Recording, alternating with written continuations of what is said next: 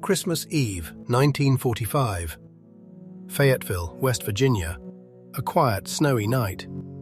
The Sodder home, usually brimming with 10 children's laughter, settled into a peaceful slumber. But peace wouldn't last. At precisely 1 a.m., Jennie Sodder awoke to the acrid smell of smoke.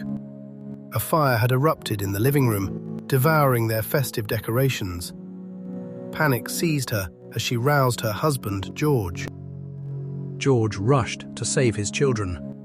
4 made it out, but 5, Maurice, Martha, Louis, Jennie, and Betty, were trapped upstairs. The staircase was engulfed in flames, a fiery maw preventing escape. He tried to use a ladder, but it was inexplicably missing from its usual spot. His truck, which had worked perfectly hours before, refused to start. Every attempt to reach them was thwarted. The house became a roaring inferno, its golden light casting dancing shadows against the snow. George could only listen, helpless, as the screams of his children faded into the night. By dawn, only smouldering ruins remained. Firefighters arrived, but it was too late. The official report: all 5 children perished in the blaze. But Jennie felt a sickening dread. No bones were ever found, not a single trace. The fire chief suggested the intense heat had incinerated them entirely. But even a small house fire doesn't obliterate human remains. The local coroner, a former jury member for the Sodders, hastily issued death certificates. No proper investigation, no real search. It was dismissed too quickly, too easily. Then, chilling clues began to surface. A woman claimed she saw the missing children peering from a car window, driving past the burning house. They were alive. A few days later, another witness saw the children at a roadside rest stop, accompanied by 2 unknown adults. Their faces were etched with fear, eyes wide and watchful. The Sodders tried to tell authorities, but their pleas fell on deaf ears. The official narrative was set. The children were dead. The family, however, refused to believe it. George and Jennie spent decades, every single day, searching. They put up billboards, offered rewards, and hired private investigators.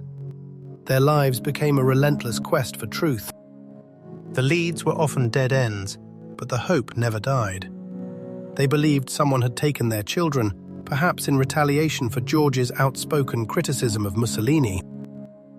22 years after the fire, in 1967, a photograph arrived in the mail. No return address, just a picture of a young man, perhaps in his 20s, with a striking resemblance. On the back, a cryptic message: Louis Sodder, I love brother Frankie. Ill boys. A90132 or 35. It was Louis, their missing son, now a grown man. The eyes, the nose, the distinctive curl of the lip. Jennie was convinced this was her Louis. Hope, fierce and agonizing, rekindled in their hearts. They hired another private investigator who traced the photo to Kentucky. But when he arrived, the man who sent it vanished. Another lead, another dead end, shrouded in secrecy. The FBI, despite their earlier dismissal, eventually opened a file on the case. But they too found nothing concrete. The mystery deepened with each unanswered question. The Sodder family never gave up.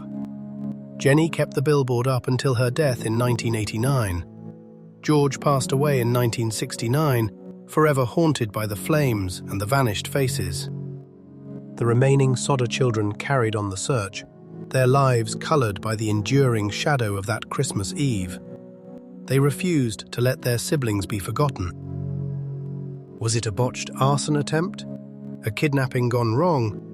Or something far more sinister, an elaborate scheme to erase 5 young lives from existence? The Sodder children's disappearance remains one of America's most baffling cold cases. a haunting echo of laughter swallowed by fire, leaving only whispers of what truly happened. The darkness of that Christmas